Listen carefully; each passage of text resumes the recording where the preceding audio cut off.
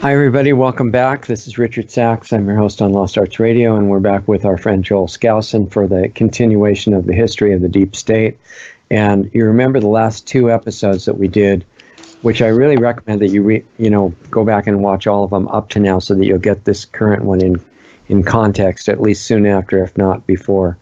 And we were talking in the last two about the phony war on terror. The first was kind of the first section of that, and then we got more deeply into it last time. So let's see where Joel wants to go. This is Joel Skousen, Navy pilot, editor of World Affairs Brief, which you can get a free copy of for a sample if you want to, and I recommend doing that. And also the author of The Secure Home and Strategic Relocation, great books, which I recommend too.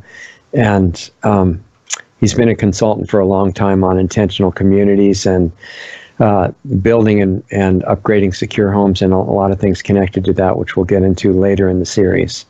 But for now, let's see where we go after the main body of the phony war on terror last time. So welcome back, Joel, and what do we have next? Thank you very much.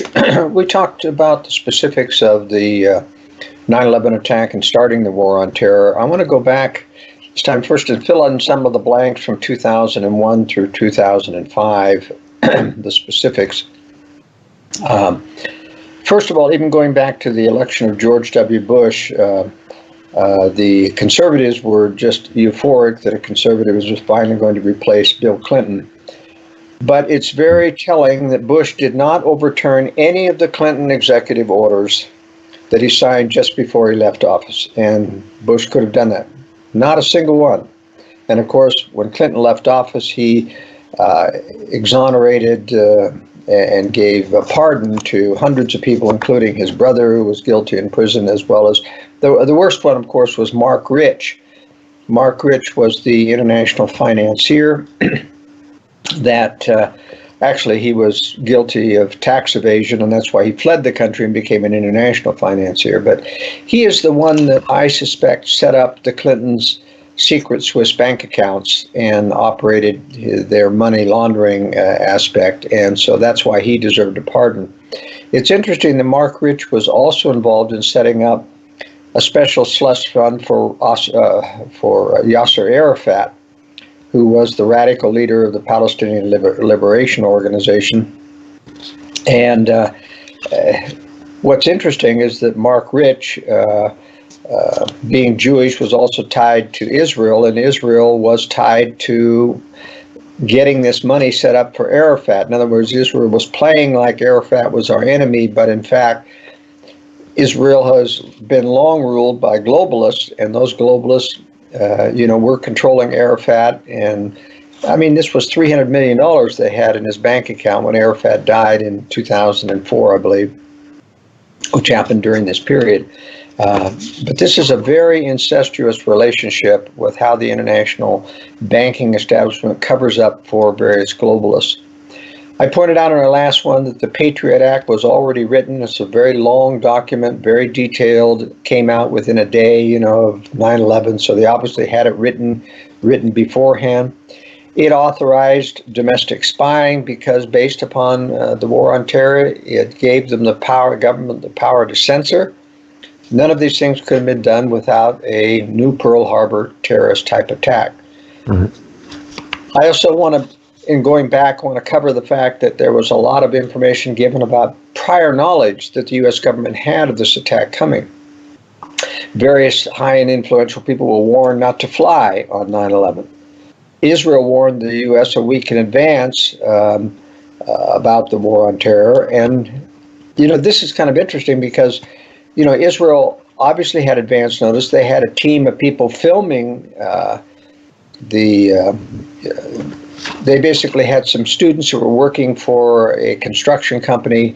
This was a cover. It was a CIA Mossad operation. They were filming and rejoicing, and that got the attention of some media people, especially the alternate media, and helped fuel the conspiracy theories that Israel is behind everything that happens in the United States. And I don't hold that point of view. I believe that Israel is a part of the deep state and does their international dirty work as well as domestic spying.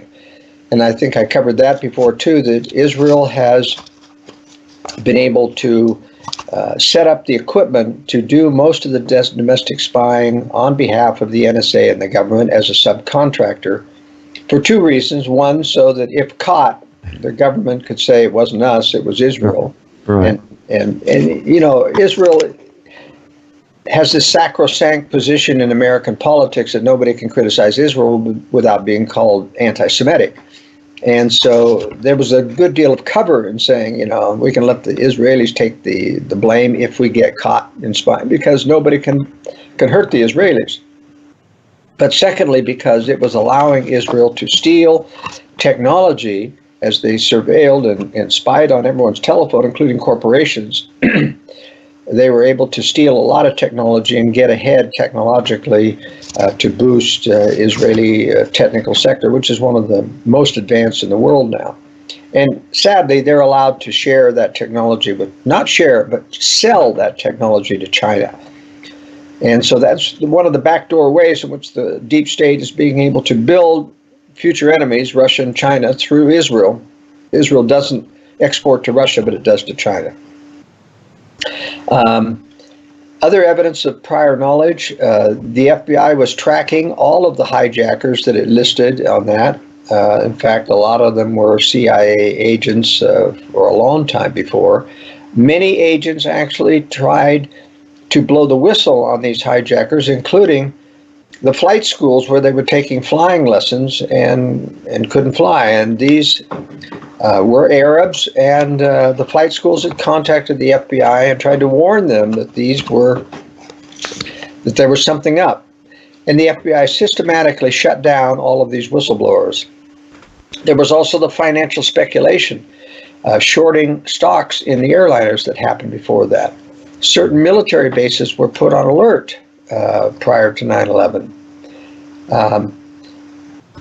And so all through this period that I'm going to cover, 2001 through 2005 to 7 or so, the cover-up of the 9/11 continued for every year. We found out more about government involvement in 9/11, and every year they covered up greater and greater evidence, especially in the 9/11 Commission, which was a real sham. Staffed with establishment people, just like the JFK Assassination Committee, staffed with Warren Burger of the Supreme Court and Gerald Ford, who became a congressman. All of these people achieved high office and were protected. But during this period, there's also a lot happening. As I said, the phony fall of the Soviet Union had happened during in Russia. And as part of the ways in which the U.S. and the globalists could take advantage of this to give aid and trade to the former Soviet Union was, of course, to allow all kinds of American oil companies to come in and revamp Russia's oil company, and that's why they became a large oil producer. But also this is when the Nunn-Lugar legislation took place, which was two senators, Senators Nunn and Senator Lugar, liberal Republicans who wanted to use taxpayer money to disarm the former Soviet Union. Basically, they would pay to refurbish or to destroy and dismantle not only the chemical weapons and all of the pollution that chemical weapons factories had created in Russia, that we at taxpayers' expense were going to, take over and take care of. But also the dismantling and a lot of SS-18, the liquid fuel rockets that had 10 warheads on them. But we ended up giving all the warheads back to Russia. We built a state-of-the-art warhead refurbishing facility for Russia. And as soon as that was complete, of course, our inspectors were locked out of those buildings.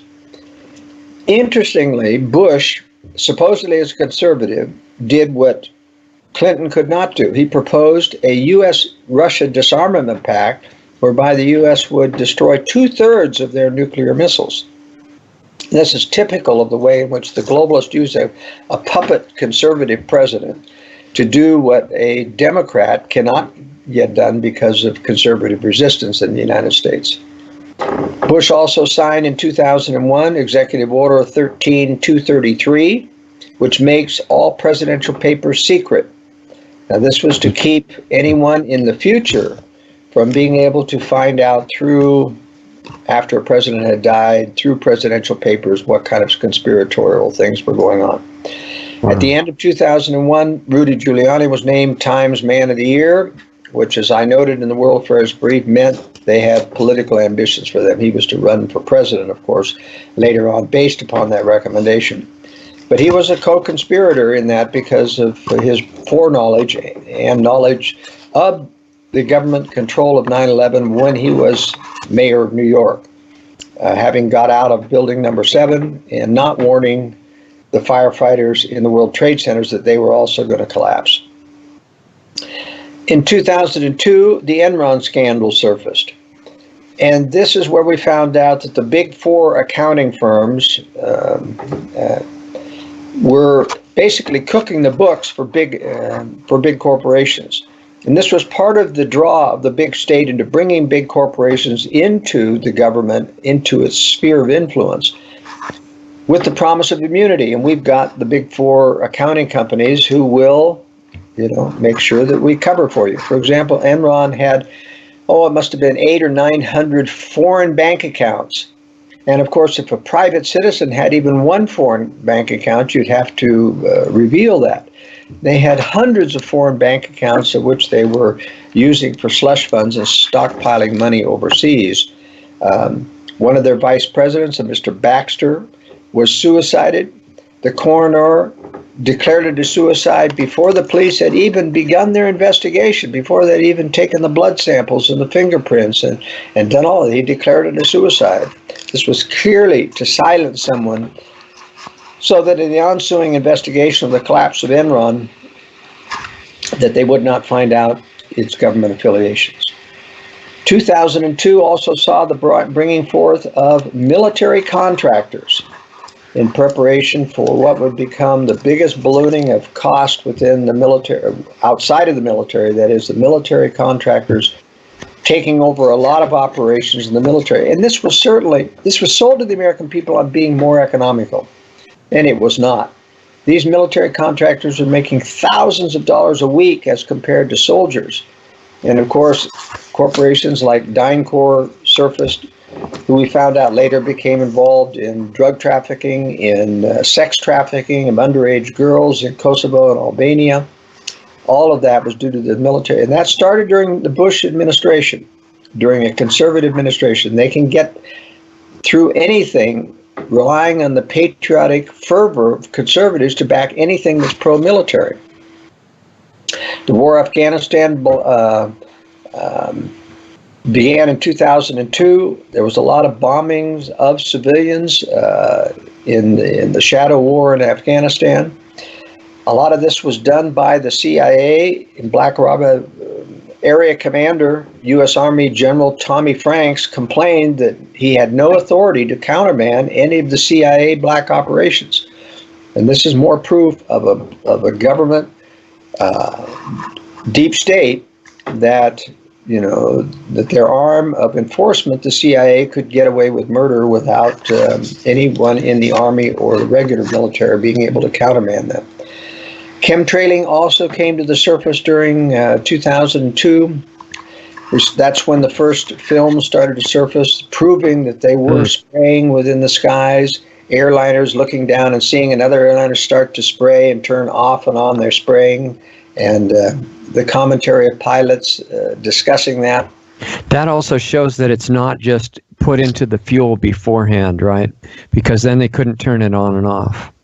That's correct. And not only that, the pilots in their filming of the chemtrailing showed that it was coming out of ports in the wings and not from the engines. Exactly. Right. And so contrails only come from the engines, but this was absolute proof of spraying because they had the film, and you can still see it on the internet today on geoengineeringwatch.com. You can see the planes actually spraying out of the wings. Now they've become more sophisticated after that film came out and started putting the jets of spray near the engines so that you couldn't tell the difference between contrails and chemtrails. Wow. But as a pilot, I can tell you that there's absolute proof of chemtrailing. All right, so the government's been doing that. But every time people look up at the sky and see long contrails that persist, they say they're chemtrailing today. But that really isn't true, necessarily. First of all, let me just give your audience a few points about chemtrailing. The government doesn't, we don't know why. We know that there's a lot of aluminum in this and barium, and,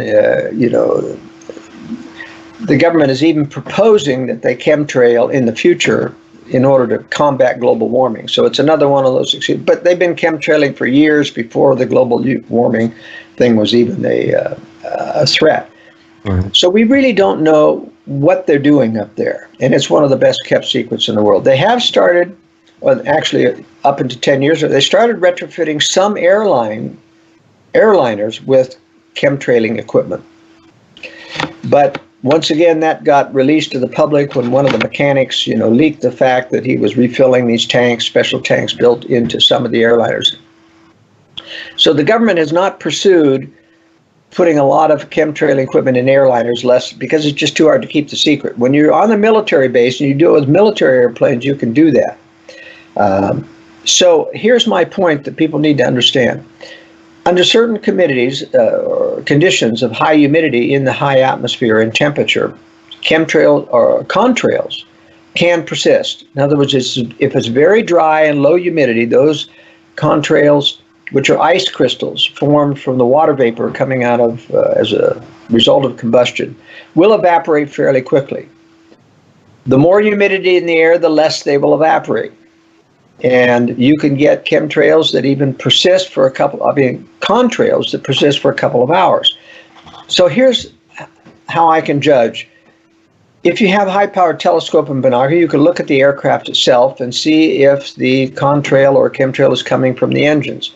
Generally, if it's coming from the engines, it might be a contrail, but it could be a chemtrail depending on the aircraft and how it's been modified. But this is something you can always rely on. If every airplane in the sky is throwing out a long contrail, it's not chemtrailing, because only a fairly small percentage of airplanes in the sky at any one time are equipped to chemtrail. So if everything is contrailing, long contrails that persist, it's because of atmospheric conditions. It's not chemtrailing. Also, chemtrails have a slight different sheen to it. You can get kind of as the sun comes through it, a reddish to orange glow to it, which contrails don't have. That's another way that you can tell. Yeah. I think that's true, and I've looked for it a lot, but I've never found a single day yet when that kind of a trail was coming from every aircraft. And they may exist. Oh, yes, I have many times. Have you seen some? Experienced pilot. Okay. Most days in the wintertime, not in the wintertime, but in the fall and in the spring, when there's a lot of humidity and the higher altitudes, etc., you'll see every airplane having long contrails, every one of them. Interesting. Yeah. And what so about you know they're not chemtrailing those days. So, people often email me, oh, they're chemtrailing again today because there's big contrails everywhere. And I go out in the sky and say, yep, every airplane has a long contrail. That's not chemtrailing. But it's especially telling when you have, and a lot of chemtrailers make a pattern. They'll fly in a certain pattern back and forth. Airliners never do that. I've seen them go in circles even. I mean, it's amazing. That's right. And regular airliners don't go in circles. So if they're coming back and forth, or if there's intermittent, they turn it off and on, that's a sign of chemtrailing. Yeah. And I even found that at low altitude. When I was in Utah, I saw somebody come out of the military training area, chemtrailing, and he was at a low enough altitude, there's no way he was contrailing. It was just too warm for that. Mm. And the spray would go on and off. He flew right over. And I could tell, this was a military transport aircraft that was equipped for chemtrailing, and he was turning it on and off or having problems with the supply of the chemtrail. Right. Yeah, we've had. I don't know if you've heard of him, Clifford Carnicom. He's one of the researchers, right? He's been on. They've actually found biological and chemical weapon components in the spray as well. He doesn't know why, but he's done the research. Here's my challenge to that. Chemtrailing at high altitude is very difficult to determine where it's going to land. Right. If the conspirators were trying to poison the people, they can't control it by putting out these chemtrails at 30,000 feet. You just can't control where it's going to come down. Have to assume everywhere, yeah. It's very difficult to get a chemical analysis of something that is so dispersed by the time it gets down. Now, there have been some, analysis of it. But to say that those are chemical warfare elements, is very difficult, because that's a very complex formula. And you can get little bits and pieces of it. Doesn't mean that they're spraying chemical warfare, because believe me, that would do damage to them and their families as well. There's no way to control something spraying that high that's going to spread. And besides, they're not targeting the persons down below. Those chemtrails are not going to come down for hundreds of miles by the time they get to the earth under most high wind conditions. The jet stream is anywhere from 30 to 100 miles an hour up there at those altitudes, and it's going to drift a long way before it comes down. So I am not willing at this point to say what they've actually been doing. I think there has been control of the weather. They might be trying to block radar or radiation signals for some reason because of the aluminum content in it. But all I do know is that it's up to no good, and it's one of the biggest long-standing conspiracies in the government to keep it secret. And so, but it's still an unknown. And it's happening worldwide. And it is happening in other countries. And none of the high officials say anything. So there's some system in place that can control these high government officials across all these cultures. And it's working. That's the system we're talking about. The deep state is more than just in the United States. They control all Western governments. In fact, every government, even poor Zelensky's government in Ukraine, has a deep state left over from the hidden communists that went underground, and they still run the bureaucracies in every one of these former Soviet states. And so even though President Trump, and I'll get into this when we talk in modern times, but even when President Trump didn't need to pressure Zelensky, there was the bureaucracy, the deep state in Ukraine that was resistant, because had they investigated the corruption, it would have implicated certain Ukrainians that went along with Biden in delivering the millions of dollars to Biden and the $87,000 a month to his son Hunter. So there was resistance, but it was at the lower bureaucratic level in Ukraine. So everyone has their own deep state to deal with. France, Germany, the UK, the various MI6 and MI5 are deep state organizations within Britain. Right. Now, going on here, in 2002, we talked about the rise of military contractors, and this is a very pernicious thing. It's actually gone down somewhat now because of all the excesses and all the bad press that military contractors got because they were above the law, obviously part of the deep state.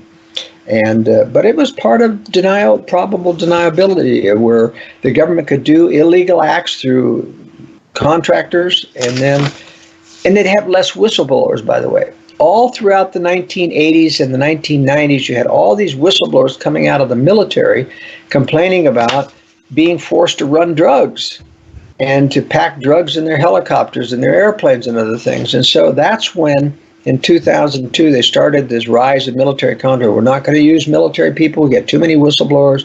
Let's do dedicated ex-military people that we can pre-vet as being unprincipled enough that they'll keep the secrets, and we'll pay them a lot of money and blackmail them. And that's why they were involved in sex trafficking, because that's part of the blackmail routine, is that you get your DynCorp and your other military contractors involved in sex overseas, and you film them so that you've got blackmail on them so they won't become whistleblowers.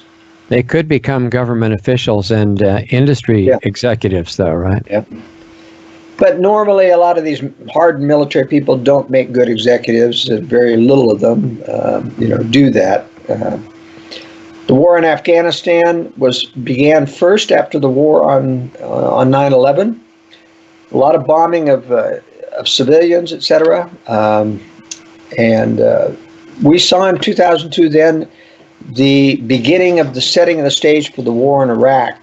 And remember, both the invasion of Afghanistan and the invasion of Iraq were planned before 9/11. And Secretary of the Treasury O'Neill said that he was at a meeting where they said, we've got to get in and destroy Iraq and Afghanistan, or take over Iraq and Afghanistan, but we need an excuse to do so. That was in early summer of 2001, and 9/11 provided that excuse. They claimed that Iraq and Afghanistan were involved in the war on terror or the planning of 9/11, which wasn't true at all. They eventually transplanted some Al-Qaeda and other people into Afghanistan to claim that that's where they came from. And of course, Osama bin Laden worked in Afghanistan at the behest of the CIA when he was fighting the Russians when he was there. So it was pretty easy to say that there were terrorists in Afghanistan. Also, the war against the EU started in about 2002. France began to rise up in resistance against the globalists in the EU with the National Front Party of Jean-Marie Le Pen. And there was a massive media outpouring against this right-wing extremist, Jean-Marie Le Pen. And this will then spread to other countries later on. But it started at this same time frame because of the EU. It was interesting as they were starting to pump up the war on Iraq. A couple of military people pointed out that Iran was far more advanced in weapons of mass destruction in those days than Iraq was. And so why target Iraq rather than Iran? In other parts of the country in 2002, land confiscation started in South Africa under the African National Congress, a communist terror organization. You will remember that the deep state had this, in combination with the media, had this huge boycott of South Africa for them to give up the separate form of government, whites versus the blacks, and the apartheid system. Right. And I've been to South Africa several times and consulted with the government and I warned them before giving up to apartheid. I said, you've got to revise your constitution so that no one has the power to use the majority to take other people's property. And they wouldn't do it because they were a semi-socialist country. They wanted the government to have the ability to redistribute wealth in their own form of socialism. But I said, the communists are going to take power. They've got a majority, and they're going to use those same laws to take land. And sure enough, that came true. So they were saying socialism good, communism bad, basically, right? Trying to hold on to that distinction. Well, what I'm saying is that all politicians love socialism because it allows them to promise benefits to people and buy votes. All right. Now, communism is just a more virulent form of socialism, all right, where you reinforce it with tyranny. Most regular socialism is democratic socialism. In other words, you depend on being able to buy votes from people by promising benefits from other people's money. Yeah. The government becomes the redistribution of funds. And so it's very enticing for every Western country to go towards it. Even the United States has been going towards socialism for years by politicians. I mean, look what the Democrats are promising today. Medicare for all, universal income, you don't have to work, but everybody gets, see, that's the enticement of being, and that ought to be prohibited. You should have an absolute constitutional prohibition against being able to take from productive and give any benefit to another person. You cannot give benefits. You can only protect fundamental rights in the government. So the government should be prohibited against any kind of welfare, even for the deserving poor. Because once you open the door to government being able to distribute to anybody that they want, there's no way to stop that. But anyway, I warned South Africa about that. But it was interesting. There was no media outcry against the African National Congress confiscation of land. Same thing happened in Rhodesia early on in the 90s. The media, of course, being, it's leftist, yes, but more than leftist, the media is globalist. The media is part of the deep state conspiracy. And the globalism is a form of socialism. It's a milder form. It's Fabian socialism. They still tell you you're free. You still own your property. We just control it. And the controls are massive. Like in the EU, they control every aspect of your business and your import, export, etc. And that's what the British want out of us, and which is being sabotaged. Right. Now, in 2003, Colin Powell's show and tell at the UN happened, whereby they used satellite images and other intelligence things to falsify the case for Saddam Hussein's weapons of mass destruction in order to justify the war in Iran or against Iraq. During the early part of 2003, the Russians authorized Saddam Hussein to transfer his chemical weapons out of Iraq to Syria so that they could not be found when international inspectors came in, and that happened now.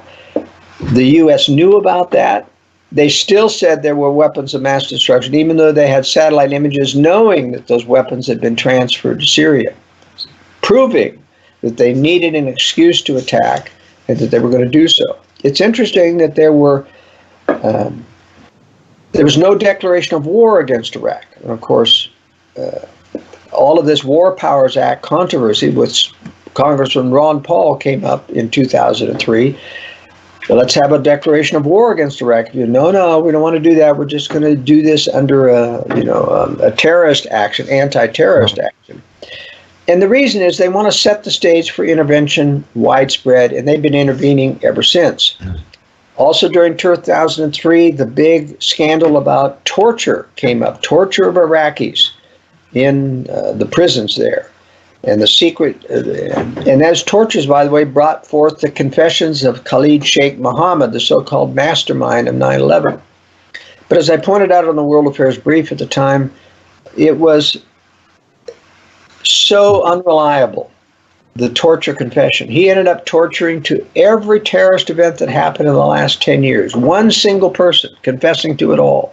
Yeah. It was so obvious to everyone that this was just a sham. And so, but this is happening under a conservative administration. And Attorney General Ashcroft from Missouri, and this is very telling because Missouri is a state where the CIA had set up most of their front companies during all the Iran-Contra years and all the drug importation years. Missouri was the go-to, and Ashcroft was in charge of Missouri during that period when the CIA was setting up all those funds. So that's one of the reasons why he got to be Attorney General under Bush, is that he was the CIA's man. Mm-hmm. And even though Bush and Ashcroft claimed great success in the war on terror in 2003, they continued to ask for more surveillance power. And this is typical. You accentuate the war on terror and you ask for more surveillance power.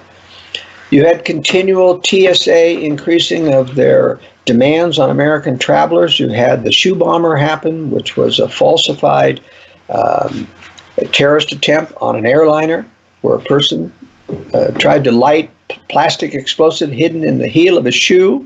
Was that the one who got this mysterious escort telling the counter at the ticket place that he didn't need any identification? No, that was the crotch bomber. Oh, so sorry. there were two things. There's the shoe bomber and the crotch bomber. Right. All right. So the shoe bomber was the first one, which forced the TSA to make sure everybody has to take off their shoes. Yeah. He tried to light plastic explosives with a match because it wouldn't go on. So here was a patsy who was mind-controlled, hypnotized or some way to get on an airplane and pretend like he was going to blow it up. It was impossible. There was no detonator in that plastic explosive. So he was told to light it with a match. Well, every Marine corporal knows that you can light plastic explosive with a match and it doesn't explode. They heat their chow with it.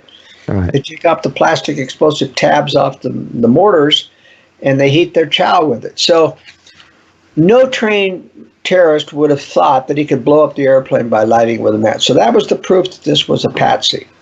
Then the crotch bomber came along and he was escorted onto the airplane by a fellow from India who showed his credentials to the people and told them that he's putting this person without a passport, without any, but he was using his credentials to put the airplane on the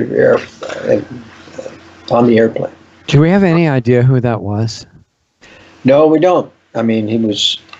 There was a lawyer from, I think, Chicago who was on that airplane who documented the whole thing, and I covered that extensively in the World Affairs Brief, and he was very, very sharp about that and knew that this was obviously a government-related patsy, and he had plastic explosive hidden in his pants, in his crotch, apparently, and he, again, tried to light it with a match and was caught.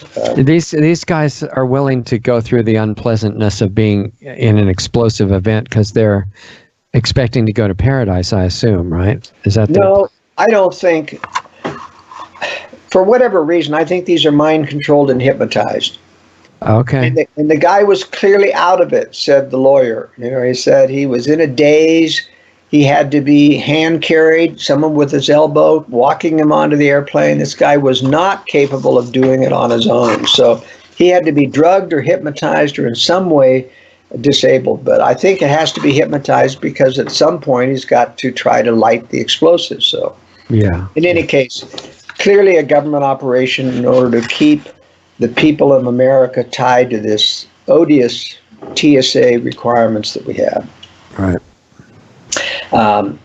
Bush also began to cover for the Saudis as it became more available, the information about the Saudi involvement in 9/11.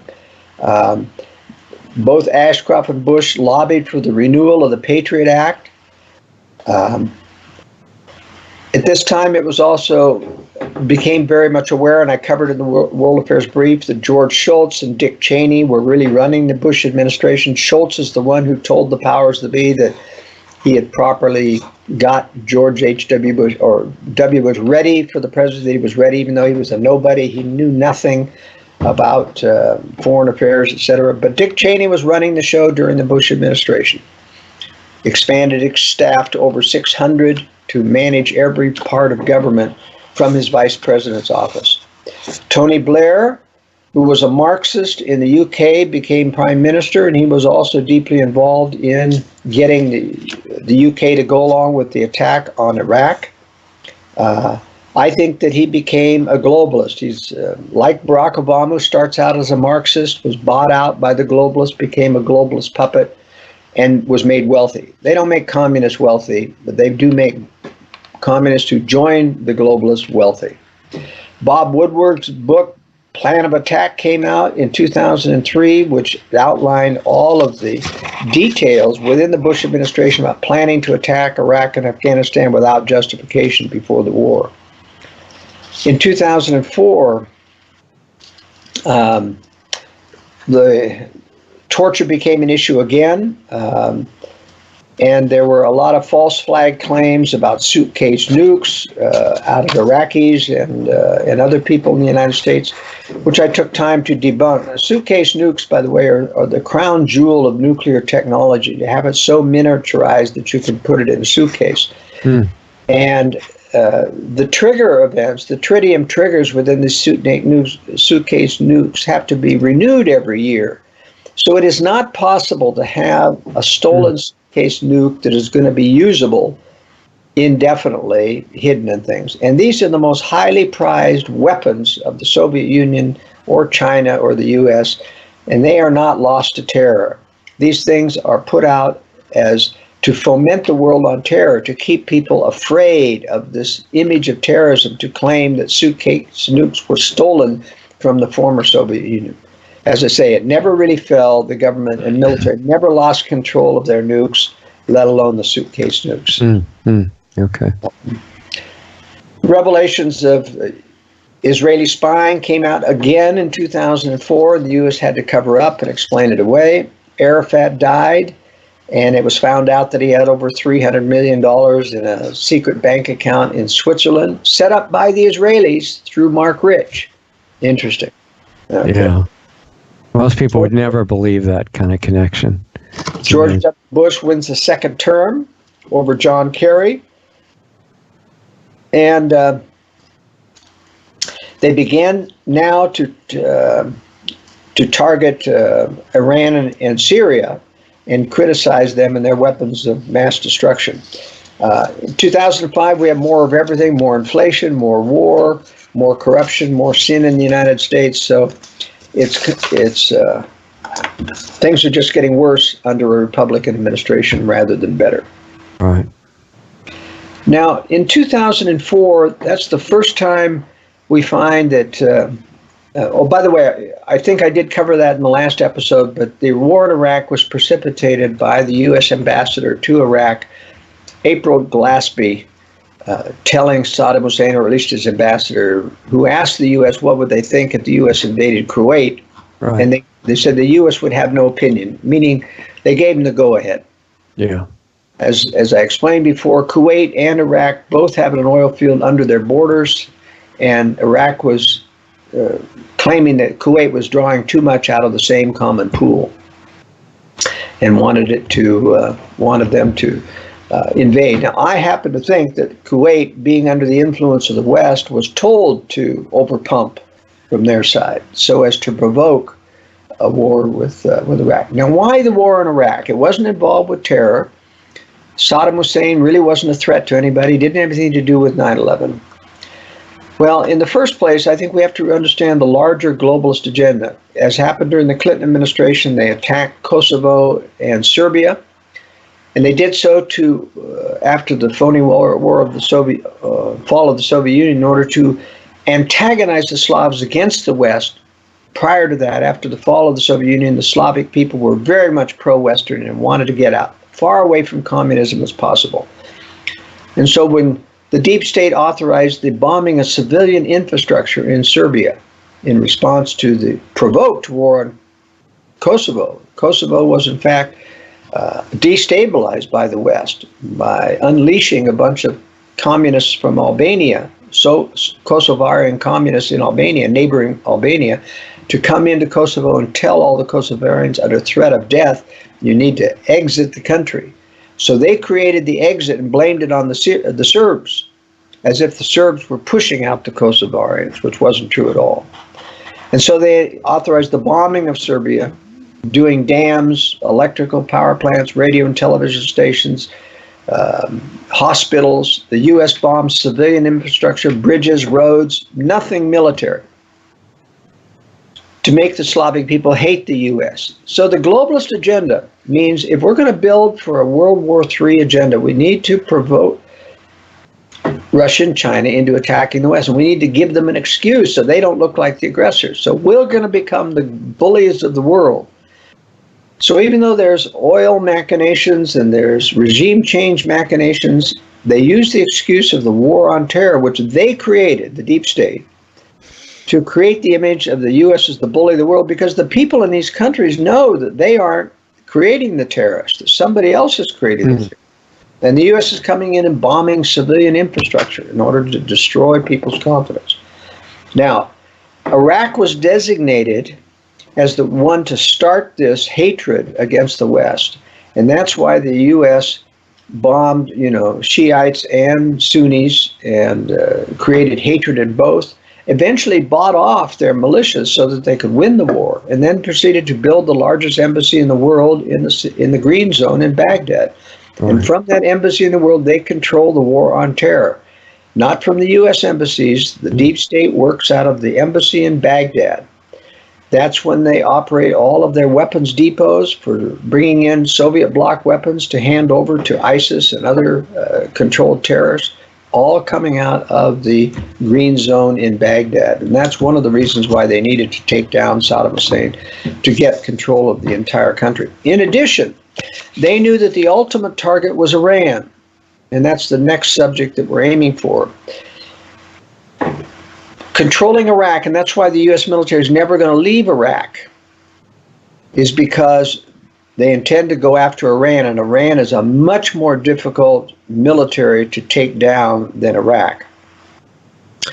As I may have pointed out, Iraq had an agreement with Russia, with the Soviet Union, to come in and help against Western, and the Russians refused.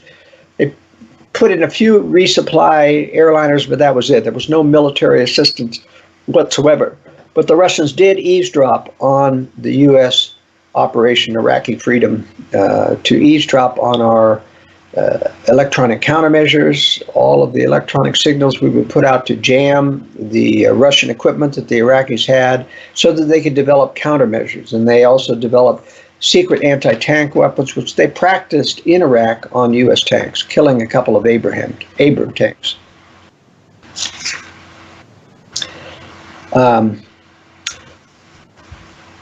So in 2007, the U.S. had 3 aircraft carriers off the shores of Iran, threatening Iran with. This became known that Iran had a nuclear program. That nuclear program was in fact fomented by the CIA or the deep state. they used the Khan network out of Pakistan, which was a CIA operation in the ISI. The ISI is the CIA version in Pakistan, formerly run by a fellow named Khan, Khan. He was a CIA operated, and he would distribute to various entities around the world, like North Korea and Iran, plans for nuclear weapons and nuclear acceleration and enrichment programs. And he would do that so that the U.S. would have an excuse to attack those countries as threats to national security. So in essence, the U.S. built their attack on Iran based upon having fed Iran flawed plans on nuclear weapons. And they were flawed so that Iran wouldn't be able to actually build a nuclear weapon, but that the U.S. could claim that they were trying. Well, the Iranians are not dumb. The Iranians went to the French and got those plans corrected. And so they were on the road to nuclear weapons, not because they were after destroying Israel, as the U.S. claims. Right. That was a mistranslation of a talk by Prime Minister Ahmadinejad. He said basically the people who control Israel have to be removed. And that's what he was out to destroy. And he was talking about the globalists who were in charge of Israel, he knew were part of the deep state. Now, if you knew that you were in the crosshairs of the deep state or the U.S. globalists, you'd want nuclear weapons too. So I don't blame Iran for wanting them. They have never attacked another country in terms of aggressiveness except the war on Iran and Iraq, which was kind of a mutual bad actors, war. Right.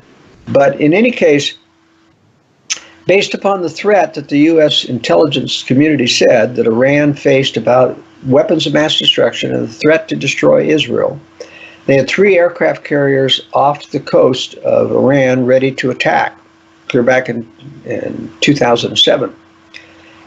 And they even shot down an Iranian airliner to provoke Iran into attacking U.S. forces. But Iran didn't take the bait because it wasn't ready to take on the West. Yeah.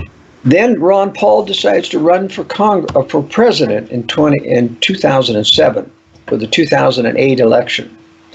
And now the CIA had a real problem because they knew that if they attacked Iran when Ron Paul was, and it caused a tremendous, difficult war, which would be very unpopular. After the war in Iraq, foreign wars were very unpopular. The U.S. wanted the troops home.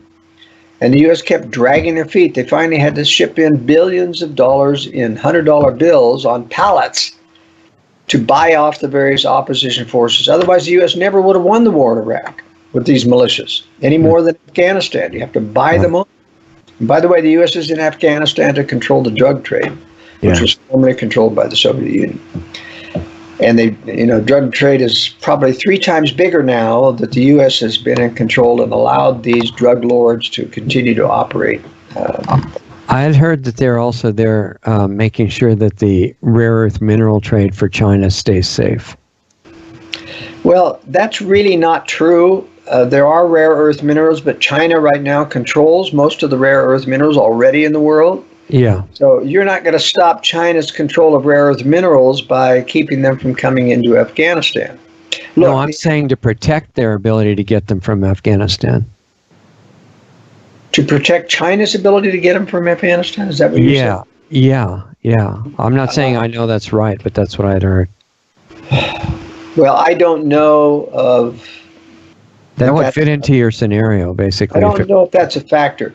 You want to remember, relative to the rare earth thing, that the U.S. used to be the biggest producer of rare earth minerals. Right. And it still has plenty of rare earth minerals. It's just that the U.S. Kind of allowed the Chinese to undercut the price so that the U.S., through regulations, they couldn't no longer stay in business. So the U.S. drove the manufacturers out of business, but we've still got the capability if we have to revert to it in terms of rare earth minerals. Right. So Ron Paul's running for president. The U.S. decides that because of his great popularity, growing popularity about getting out of the war in Iraq, and that the U.S. cannot attack Iran.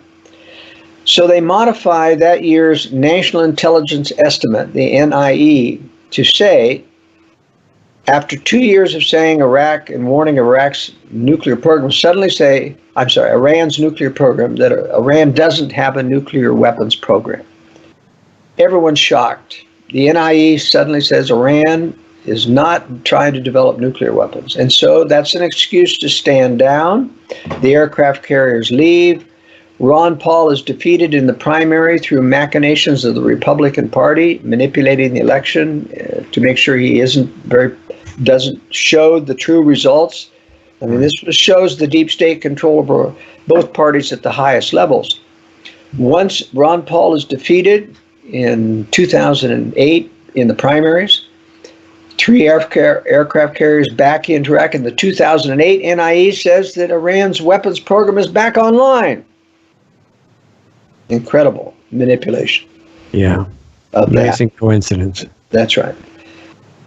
And so the attack has always been about Iran because Iran's the only Muslim country threatening to become self-sufficient in weapons production of everything: missiles, nuclear weapons, airplanes, drones, and they're showing that they have a formidable occasion. So what happens is Israel decides that they're not going to attack Iran. They've been tasked since 2004 to attack Iran and start the war with Iran.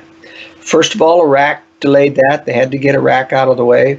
Once Iraq was out of the way, Iran is in the crosshairs. Israel gets cold feet and says to the globalists, no, we're not going to attack Iran until you get rid of Syria first, because Syria has all these chemical weapons transferred from Iran, and they've got 1,000 Scud missiles. They can overwhelm our missile defense system. You got to take care of Iran. So the U.S. decides to start to target Iran. Target Syria. Syria, right. Target Syria. Before they target Syria, in between this period of time, the U.S. did the color revolutions within Tunisia, Egypt, and Libya, whereby they sent in agents to destabilize, to create rebellion within the country, to destabilize particularly Gaddafi and what was the president of Mubarak in Egypt. And they overthrow both of them through intervention, using social media and other things to enliven people. But in Libya, they had to do a no-fly zone, which was only a one-way float, a no-fly zone. They sent in commandos. They sent in cruise missiles. They attacked their military. They fed the arms and ammunition to the rebels so that they could defeat Muammar Gaddafi. Gaddafi was a dictator. He did have absolute powers. But if there ever was a benevolent dictator in Africa, it was Muammar Gaddafi. He used 90% of his oil revenues to fund education and welfare of the people. Right. And so it was quite a benevolent one, and the globalists couldn't have that. They overthrew them. But the reason for overthrowing it in these 3 countries was to create a wave of terrorists that they could import into Syria in order to overthrow Syria. And so they caused a rebellion within Syria, and there was always some opposition within Syria to the Bashar al-Assad regime. Remember, Bashar al-Assad's father was Hafez al-Assad, who was a bad guy. And he had a ruthless control over people. He was quite unpopular with a certain sector. And he ran torture. And in fact, the CIA took and sent one of their people to be tortured by Assad in Syria, called Rendered or Rendition, part of a black site. Mm-hmm. So we know that Assad also had a relationship with the deep state. His preferred son to take over Syria after Assad's death died in a car crash, and so the only son left over was Bashar al-Assad, a mild-mannered, Western-trained ophthalmologist who did not want to be president. But it fell to him, and he was dealing in Syria. He was a very benevolent president. He's dealing, though, with the deep state left over from his father's regime, which was doing torture and other things. And so it was very easy for the West to make contacts with the deep state aspects to continue the bad policies within Syria so they could justify intervening in Syria against Bashar al-Assad. But in any case, all of this leading to allowing Israel to do the attack they wanted on Iran. On Iran, that's right. Everything about the attack on Syria has to do with allowing Israel to be able to attack Iran without fear of retaliation from Syria. Okay. And so, wasn't Israel worried about retaliation from Iran if that's the people that they were attacking? yes, but they knew that Iran would attack, but they knew that they knew that Iran would not only attack Israel, but that Iran would attack U.S. forces in the region. That's one of the reasons why the U.S. needed to keep forces in Iraq, so that they'd be close enough for Iran to retaliate against U.S. forces. In other words, the U.S. forces had to be bloodied in order for the U.S. to justify coming in to help Israel after Israel had been retaliated against. I see. It's a complex scenario, but the U.S. fully intended always to back up Israel, assured Israel will be there to back you up. We will obliterate Iran's military, but you need to start it because we don't have an excuse to start it, you see. You can start it because we have interpreted this speech by Ahmadinejad to say we have to destroy Israel. And so you've got an excuse to retaliate. It's a complex thing of justifying things as they do. Now, to kind of wrap up this section, we want to remember that the U.S. started a no-fly zone in Syria. Yeah. And basically it was going to be a prelude to the same thing that happened in Libya. And John Kerry was the Secretary of State during that time. He got before a London press conference. And a reporter asked him, is there anything that the Syrians can do to stop this attack that you're obviously planning? Yeah. And just off the top of his head, Kerry says, yes, they could give up their chemical weapons and we wouldn't attack. And the Syrians immediately said, we accept. The Russians also said, we accept on behalf of Syria. We'll make sure it gets done. And Kerry must have got a tongue lashing like you've never seen before when he got back to Washington and realized he had just destroyed the globalist plan to intervene in Syria. And so for the next year, after 2013, the Syrians dismantled their chemical weapons. It was certified not only by international inspectors, but by the U.S. itself. And then the U.S. had a problem in the sense that it now didn't have an excuse to go after Syria because of the chemical weapons. Yeah. So they began all these import of terrorists into Syria in order to create a civil war within Syria. And in the midst of that civil war, they were planning on doing a chemical attack on the civilians and blaming it on the Assad regime. Yeah. And that's how they would once again start a war with Syria, is through crossing a red line. Obama set these red lines that if you use chemical weapons, now, how was he supposed to use chemical weapons? The U.S. had already certified that he'd given up his chemical weapons. Yeah. But that's the way the U.S. operates. They were going to import chemical weapons through Saudi Arabia and Turkey so that the U.S.-backed rebels could pull off those weapons and blame Syria. And that's what happened in the first attack in Damascus. Literally impossible that Bashar al-Assad would have used chemical weapons. In the first place, it has no place in an urban environment. It's an area weapon for troops out in the open. There's no advantage to using chemical weapons. They're going to get your own soldiers. They're going to get civilians. And so no sane person would use chemical weapons in a city, only if you're going to provoke an international reaction. And so that's what happened. They provoked an international reaction and through the chemical weapons attacks. And so that's why the U.S. Essentially restarted the war in Syria. Now, before that happened, by the way, after the chemical weapons agreement had been made, the U.S. had to have an excuse to step down from its attack status on Iran, because remember there were 3 aircraft carriers constantly off Iran, threatening with an attack. But since they couldn't attack Iran until Syria was out of the way, now Syria was going to take a long more time to get out of the way. The U.S. came to Iran and said, let's make a deal on nuclear weapons. Iran didn't approach the U.S. The U.S. approached Iran in order to have an excuse to stand down. They wanted to deal with Iran. And they set the deal up so that it would have a trap in it, so that they could restart the war with Iran based upon violations of this Iran nuclear agreement once that Syria was out of the way. So that's the background between the Iran nuclear. It wasn't a stupidity on the part of Obama administration giving in to Iran. It was a trap by the CIA to have an excuse to stand down from Iran for a while and yet restart, because they put in the third round of the talks the stipulation that Iran could not develop any nuclear capable missiles.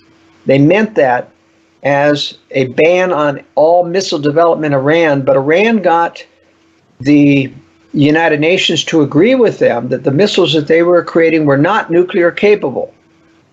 And thus they got out of the trap.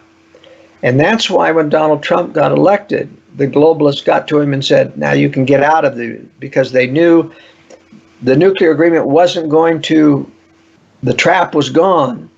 So they set a new trap by having Trump get out of the nuclear agreement, hoping that Iran would now start to enrich uranium again so that they could re-engage and have another trap that Iran is going back to. And the reason, by the way, that Iran went back to it, it's not that they're making more enriched uranium. It's just that part of the nuclear deal that Europe was buying their excess enriched uranium to keep them below the 3% level. And once the sanctions set in, Europe was banned from buying further enriched uranium from it. So it automatically puts Iran over the limit, even though they're not creating more. Isn't that a catch-22? In other words, the U.S. backs out of the agreement, forces Europe not to buy any more enriched uranium, and automatically puts Iran in violation of the agreement that they backed out of. Now, how do you go to war based upon an agreement that you backed out of and the U.S. has denied? It's incredible. You just misrepresented, and it sounds like another version of the weapons of mass destruction terror over the media, right? They're over 3%. We have to do something. Yeah. Now, we'll talk about this in our next episode, but this sets the stage for why the U.S. is up to no good in the Middle East. We'll talk about the Russian intervention to stop the U.S.-backed rebels from winning. We'll talk about Israel and how they've been trying to provoke Iran into war, and we'll get into the modern period now in our next episode. Why does again, you may have said this, but just to make it clearer, why does the deep state eventually want the U.S. military to attack and destroy Iran? What's the ultimate reason for that? Because every other Muslim country in the Middle East is beholden to the West or the East for their weapon systems, and almost all of them are beholden to the West now. So they can control them.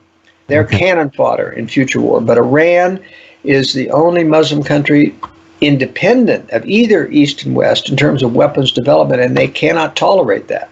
And it's, by the way, the strongest of all the Middle Eastern countries. So they would have the ability to go against the overall agenda and mess up the plans of the deep state. And in fact, they're already doing that. Iran is being billed by the U.S. as the biggest sponsor of terror in the world. But in fact, that's the U.S. Iran is the biggest sponsor of the counter-terrorists to the U.S., meaning those like in Lebanon, Hezbollah. These are not necessarily good organizations, but Hezbollah is effective at countering the U.S.-backed rebels, and so is Iran, and so is Yemen. Iran got Yemen to switch sides in the war on terror against the U.S., and that's why Saudi Arabia is attacking Yemen. And so, in other words, that's the second reason why they want Iran out of the way. Iran knows about the phony war on terror. Iran knows what the U.S. is up to, and is trying to counter. And Russia itself, except for its intervention in Syria, is not using its power to counter the U.S. because it's too early. Russia doesn't want to provoke the U.S. until their weapon systems are ready to take on the West in a full-scale war. But Iran will do what Russia can't do at this time. They're going to take on the West when provoked. Well, and Russia and China must have a reason. If they're planning to attack the U.S. when they build up their preparedness more, they must feel that they can survive a world war with nuclear weapons. Every nuclear power has plans to survive the nuclear war. The U.S. has their deep bunkers, but only for the leadership. Yeah. Well, they might have to sacrifice the citizens, but the leadership. Yep, they won't. They know that Russia and China are not intending to hit cities. They're only hitting military targets. They want to blackmail the West into submission. Now, the U.S. and the globalists, as in World War II, have no compunction against firebombing or nuclear bombing cities. They didn't have to do it in Japan. They could have put that nuclear weapon out on a military target away from a city, but they didn't do it. They didn't have to firebomb Germany. They didn't have to starve 20 million Germans after World War II, but they did it. It makes the Holocaust look like a picnic compared to what the globalists did to Germany after the defeat in World War II. It was a true war crime. One other little hole in what we were saying that I wanted to fill in, when the U.S. Military destroyed Libya, for the reasons that you said, and also I assume because they weren't joining the BIS-centered central banking system. But when they destroyed Libya, was the Soviet Union officially an ally of Libya? And if so, what was their decision not to help? Same thing as in Iraq. Yes, they had supplied all of the weapon systems to Iraq, including MiG aircraft, which were shot down a lot during the war in Libya. But once again, they did not come to the rescue of Libya because they did not want to get into a direct confrontation of the West too early before their preparations. Okay. All right. So we got a lot of interesting stuff coming up for next time, and we'll try to get through the week waiting for that, and then see you next time. So hold on, and we'll say goodbye in the break here. Okay, so there goes Joel Skousen, editor of World Affairs Brief. I hope you got a lot. I was going to say I hope you enjoyed it, but it's pretty dark, scenario for the future in the picture Joel's painting. But I really appreciate what he's doing of helping people get in the right awareness level and mindset and attitude to make getting through this future challenging period more possible for all of us. It's very valuable, it's just somebody talking about history and insights for the future from the history, not from things they just memorized from somebody who memorized it from somebody else who memorized it, but his own experience and insights, which I have great respect and appreciation for that. So remember that if you want a sample copy of his newsletter, World Affairs Brief, you can write to editor, which is Joel, at editor@worldaffairsbrief.com, and he'll send you a copy for free. And joelskousen.com was the site he mentioned today for getting the books, The Secure Home and The Strategic Relocation, which is really good. And so this is a good time to read those when you get a chance. Remember, besides these educational Sunday shows, we have Saturday afternoon show, U.S. time. It's 4:30 Pacific, 7:30 Eastern U.S. time. It's called Lost Arts Radio Live, that is looking at different aspects of our bigger picture situation every week and inviting your feedback from all of that. Half an hour after that finishes, we air the private platform club meeting for Planetary Healing Club. That's for people that wanted to get into the deeper aspect of it that we can't easily share in the public forums, and we don't want to get it banned or censored right away. And that's interactive, and I'm live every week there with Doug and with all of you guys. If you want to sign up for that, you can have access to it through planetaryhealingclub.com, which is the access page. And then if you have questions about it, you're wondering if it's worth the time for you to be part of that, you can always ask questions by email, richard@lostartsradio.com. Also, suggestions for subjects you want covered, either in the club, in the interactive private meeting, or in public shows. Just write to me for that too if you want to. We also have a Subscribe Star page, which is set up if you have the means and the interest to support us. We're not running commercials or pushing products, or when I recommend products, it's because I think you might get value out of them, not because I'm getting paid to do it, at least up to now. And so we need money. And if you're in a position and want to help us, you can do that either through subscribestar.com/lostartsradio or the direct donate buttons on either one of our sites, which are lostartsradio.com, or our nonprofit site that we hope will be able to build a school in the future, depending on the funds that come in, and that's Lost Arts Research revisionistinstitute.org, and you can see both a donate button there and a physical address if you'd rather use that for donations. That's how we hope to keep going and expand the work that we're doing if you agree with us that it's worthwhile. And if you have means to do more than that, just let me know and we'll talk about it. I'll do some private one-on-one sessions when I have time. People that want to implement some of these things, especially related to the health work that I've done over the last half century or so on aging and degenerative disease and immunity and things like that. Just write to me if you want details on that. And let's see what else. Our main site, lostartsradio.com, has a place where you can sign up for the mailing list. And if we disappear off major platforms and you want us to be able to reach you with videos or other kinds of information, just sign up for that mailing list at lostartsradio.com or text your name and email to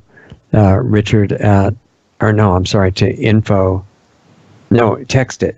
Sorry, getting these things mixed up. I got it written down here because I forget the number.